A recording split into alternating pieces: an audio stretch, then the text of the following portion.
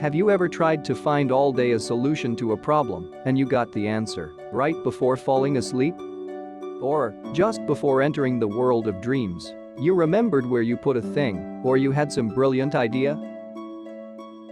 Unfortunately, it often happened that when you woke up, you remembered that you had an awesome thought. You just couldn't remember what it was. Well, everything that happens around you and inside your body is analyzed and processed by the brain.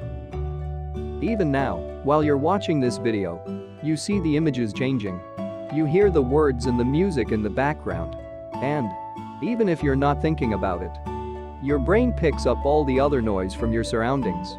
It is aware of your posture and how tight or loose are your clothes. It's adjusting your internal temperature based on the temperature of the environment. It regulates your heartbeat, breathing, blood pressure, and much more. The information received from the external and internal stimuli is converted by the brain into electric impulses, which can be measured with the help of a device called an electroencephalograph, or, for short, an EEG. If a doctor were to put electrodes on your head and hook them up to an EEG, he would read high-frequency brainwaves, known as beta waves.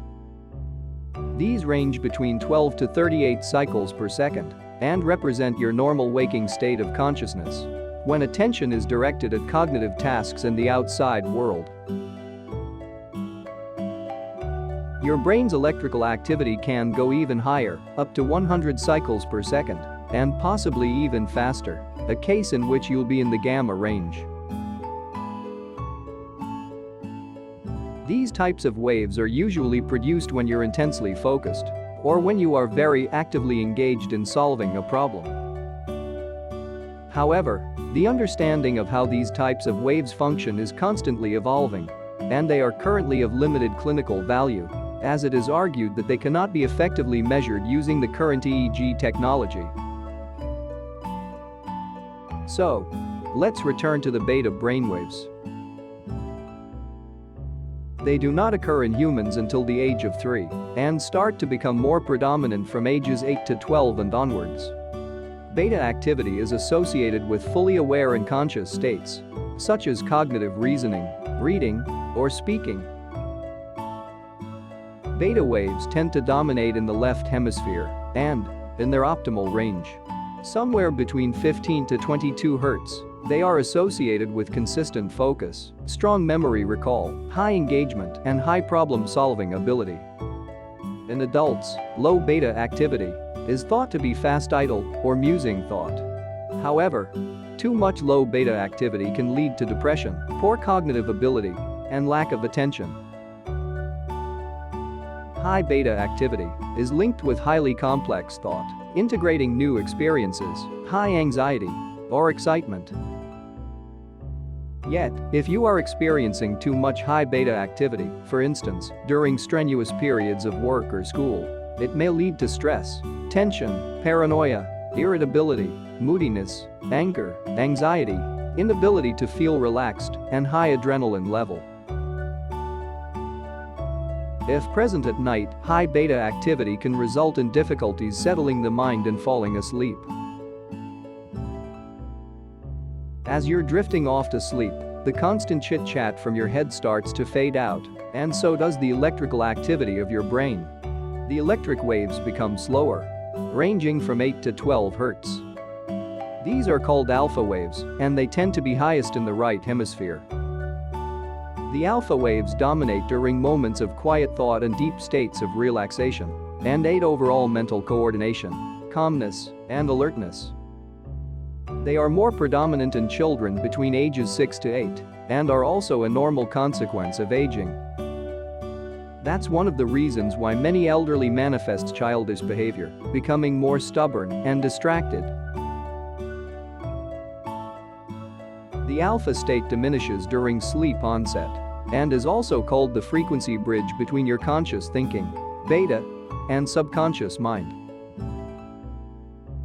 As soon as you start experiencing the state of calm when relaxation begins, and your habits and fears begin to melt away, the electrical activity of your brain slows down even more, somewhere between 4 and 8 Hz, and you are entering the theta state.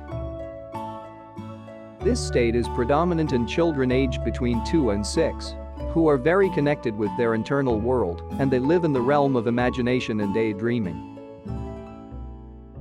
Although the general opinion is that kids are saying crazy things, theta brainwaves are associated with a highly creative state. And, according to a study published in 2019, theta waves are involved in creating cognitive maps that are important for remembering places and events.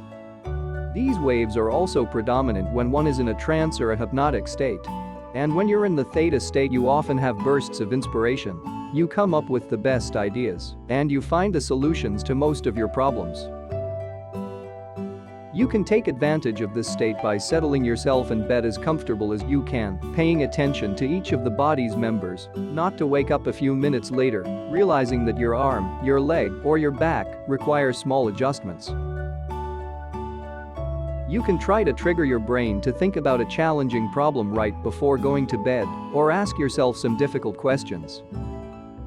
The key is to then do something to help you forget about asking those questions, like reading a book or focusing on your breath, allowing for the brain to tackle them as the electric activity slows down. And it always helps to keep a mini recorder or a notepad by your bed to record your ideas. Chances are that you will come up with a creative solution you hadn't thought of. You can also try lucid dreaming. When you wake up from a dream in the middle of the night, all you have to do is to remember the dream you were having. And then go back to sleep, focused on the dream, but at the same time conscious of the fact that you're dreaming. Although it takes some training and practice, lucid dreaming can provide you with some awesome experiences because you are not limited by the laws of society, those of physics, and many other constraints you have in your waking life. You can fly, pass through solid matter, travel in time, and many other cool things. And you will likely make connections between seemingly distant related ideas, problems, or events. You can practice lucid dreaming even if you're having nightmares, because, after all, nothing can harm you in your dreams, and a dream is essentially either a product of your imagination or a way in which your subconscious mind tells you that you need some changes in your everyday life. High theta activity can also occur when you are suspended in that light phase of sleep just before you wake up. And even when you are awake, but only when you're in a very deeply relaxed state of mind, and the tasks you perform become so automatic that you can mentally disengage from them. For example, when you are driving on a freeway and you realize that you can't recall the last couple of miles, you're often in a theta state. This can also occur while taking a shower or a bath, and even while shaving or brushing your hair.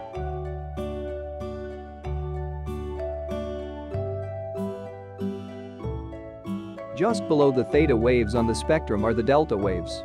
These fall into the 0.5 to 4 Hz range and are the slowest type of brainwaves associated with a deep, dreamless sleep, when healing and regeneration are stimulated.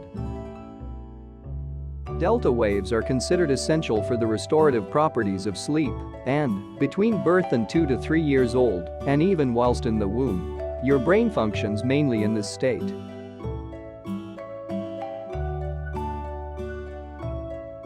Delta waves are related to all the unconscious bodily functions, such as regulating your heartbeat, blood pressure, internal temperature, breathing, digestion, and so on.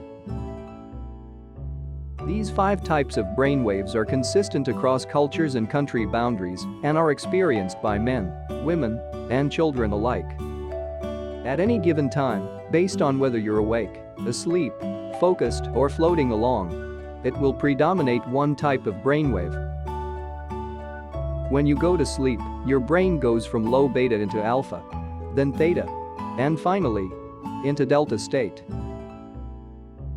When you awake from a deep sleep, in preparation for getting up, the process takes place the other way around. Your brainwave frequency will gradually increase from delta to theta, then to alpha, and, by the time the alarm goes off, into beta. If you hit the snooze alarm button, you can go back into alpha state, into theta, and even falling back to sleep into delta. It is possible, however, to experience the theta state for an extended period of, say, 5 to 15 minutes, which can be extremely productive. You can take advantage of this period of very meaningful and creative mental activity by setting the alarm a little earlier than when you need to wake up, allowing you some time in which to have a free flow of ideas about yesterday's events or to contemplate the activities of the forthcoming day. From my personal experience, being aware of the brain's activity can enhance a person's ability to make use of the specialized characteristics of those states, including being mentally productive across a wide range of activities and experiencing a restful sleep. In fact, in the past decades, a growing number of specialists have begun using EEG neurofeedback as an alternative treatment. The procedure does not require medication. It is painless and non-invasive and consists of showing the patients their brainwaves on a computer screen a few thousandths of a second after they occur, giving them the ability to influence and change them. As the old saying goes, seeing is believing. There are over 3,000 scientific articles published on EEG neurofeedback, and this type of therapy has been successfully used as an alternative treatment for pain, addictions, trauma, anxiety, depression, insomnia, autism, schizophrenia, for minimizing the post-stroke symptoms, alleviating headaches, migraines, and improving the sleep quality. So, the next time when you're feeling anxious, stressed, or depressed, just think about what your brain is doing and how you can help it calm down. Focusing on the breath usually helps. On Amazon.com you can find devices that can help you visualize your brainwaves, heartbeat, and breath activity, and I posted some links in the description, so make sure you'll check it out.